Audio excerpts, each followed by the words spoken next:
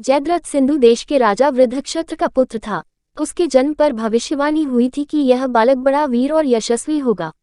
इसकी मृत्यु एक श्रेष्ठ क्षत्रिय के हाथों होगी। राजा वृद्धक्षत्र बड़ा तपस्वी था। उसने तत्काल शाप दिया कि जो भी मेरे पुत्र का सिर काटेगा और उसे जमीन पर गिराएगा, उसके सिर के तत्काल 100 टुकड़े हो जाएंगे। युवा होने पर राजा वृद्धक्षत्र अपने पुत्र को राज्य देकर तपस्या करने स्यमंत पंचक नामक स्थान पर पहुंचे और आश्रम बनाकर तपस्या करने लगे। ये स्यमंत पंचक स्थान ही कुरुक्षेत्र कहलाया और 11वें दिन युद्ध के मैदान में गया। जयद्रथ कुरुक्षेत्र युद्ध में अपने बहनोई के पक्ष में लड़ता है। 11वें दिन जयद्रथ ने द्रुपद और उसकी पांचाल सेना को हराया। फिर वह द्रुपद की सहायता के लिए आए अभिमन्यु से तलवार युद्ध में हार गया और जयद्रथ को भागने के लिए मजबूर होना पड़ा। 13वें दिन जब द्रोणाचार्य द्वारा चक्रव्यूह चलाया जाता है तो अर्जुन का पुत्र अभिमन्यु संरचना में प्रवेश करने में सफल हो जाता है। वह चाहता है कि पांडव सेनाएं उसके पीछे आएं और संरचना को अंदर से नष्ट कर दें। हालांकि जयद्रथ अंतर को कम करने के लिए आगे बढ़ता है और शिव का वरदान सक्रिय हो जाता है, क्योंकि वह सभी पांडव भाइयों और उनके सहयोगियों को दूर रखने में सक्षम होता है। कौरव रणनीति के हिस्से के रूप में अर्जुन और कृष्ण कहीं और सुशर्मा और त्रिगत सेना से लड़ने में व्यस्त हैं। बिना किसी सहायता के अभिमन्यु फंस जाता है और कौरव योद्धाओं द्वारा बेरहमी से मार दिया जाता है। अभिमन्यु की मृत्यु पांडवों के लिए बहुत बड़ा आघात है। विशेष रूप से द्रौपदी, युधिष्ठिर और भीम मौका मिलने पर जयद्रथ को नहीं मारने के लिए बहुत दोषी महसूस करते हैं। अर्जुन अभिमन्यु की मृत्यु के लिए जयद्रथ को दोषी मानते हैं और अगले ही दिन सूर्यास्त से पहले उसे मारने की कसम खाते हैं और प्रतिज्ञा करते हैं कि यदि वह ऐसा करने में असफल रहे तो आत्मदाह कर लेंगे। ये युद्ध के 14वें दिन के महाकाव्य के लिए मंच तैयार करता है। अर्जुन ने जयद्रथ को सूर्य छिपने से पहले मारने का प्रण किया था। ये युद्ध का 14वां दिन था। अर्जुन जयद्रथ की तलाश में निकल पड़ा। उस दिन द्रोणाचार्य ने विकट व्यूह रचना की थी।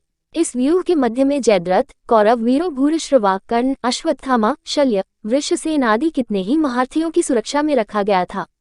अर्जुन अपने गांडीव से भयानक बाण वर्षा करके कौरवों के असंख्य वीरों को यमलोक पहुंचाता हुआ उस स्थान पर जा पहुंचा जहां जयद्रथ अपनी सेना से घिरा खड़ा था। भीम अर्जुन के रथ के पीछे था। अर्जुन के पहुंचते ही घमासान युद्ध छिड़ गया। धीरे धीरे सूर्य अस्ताचल की ओर जाने लगा। कृष्ण को चिंता हुई कि सूर्यास्त से पहले यदि जयद्रथ नहीं मारा गया तो अर्जुन अपनी प्रतिज्ञा पूरी न कर पाने के कारण आत्मघात कर लेगा। श्री कृष्ण ने तत्काल माया रचकर सूर्य को छिपा दिया।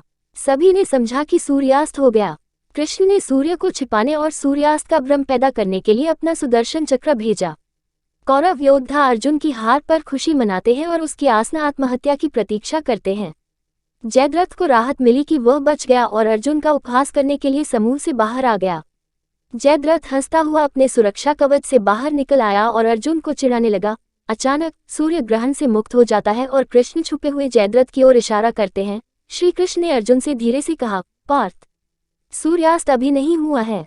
तुम जयद्रथ का मस्तक इस तरह से काटो कि इसका सिर इसके पिता वृद्धक्षत्र की गोद में जा गिरे। श्री कृष्ण का संकेत पाते ही अर्जुन ने तुरंत जयद्रथ पर एक दिव्य हथियार चलाया, जिससे उसका सिर धड़ से अलग हो गया। जयद्रथ का सिर तीर से युद्ध के मैदान से बहुत दूर ले गया। सिर हवा में उल्टा हुआ तपस्यारत वृद्धक्षत्र की गोद में जा पड़ा। अंत में उसके पिता वृद्धक्षत्र की गोद में गिरा। अर्जुन ने एक ही बाण से जयद्रथ का सिर काट डाला। वृद्धक्षत्र घबराकर जैसे ही उठे, जयद्रथ का सिर धरती पर जा गिरा। धरती पर उसके गिरते ही वृद्धक्षत्र के सिर के 100 टुकड़े हो गए। दोनों पिता पुत्र तत्काल यमलोक को सिधार गए। तभी आकाश में सूर्य फिर से चमकने लगा। कौरवों और पांडवों में भयानक युद्ध छिड़ गया। 14वें दिन का युद्ध सूर्यास्त तक ही नहीं चला, बल्कि मशालों की रोशनी में रात्रि में भी चलता रहा। युद्ध मर्यादा की सारी सीमाएं टूट गईं। धर्म अधर्म की चिंता किए बिना युद्ध होता रहा। कौरव सेना के अनेक वीर उस दिन मारे गए, उनमें भूरिश्रवा भी एक था। अगर आपको ऐसे ही वीडियोस देखना पसंद है तो आप हमारी इस वीडियो को लाइक कर सकते हैं। नीचे कमेंट में कमेंट करके बताएं कि आपको हमारा काम कैसा लगा। हम आपके कमेंट का रिप्लाई देने की पूरी कोशिश करेंगे। शेयर करें इस वीडियो को अपने उन दोस्तों और परिवार के लोगों के साथ जिन्हें ये बात पहले से नहीं पता थी। अगर आपको ऐसी ही वीडियोस देखना पसंद है तो आप हमारे चैनल को अभी सब्सक्राइब कर दें, क्योंकि हम आपके लिए ऐसी ही और वीडियोस को लाते रहेंगे। हम अगली वीडियो लेकर जल्द ही लौटेंगे। आखिर में हमारी इस वीडियो को देखने के लिए आपका धन्यवाद। हम आपसे जल्दी ही मिलेंगे।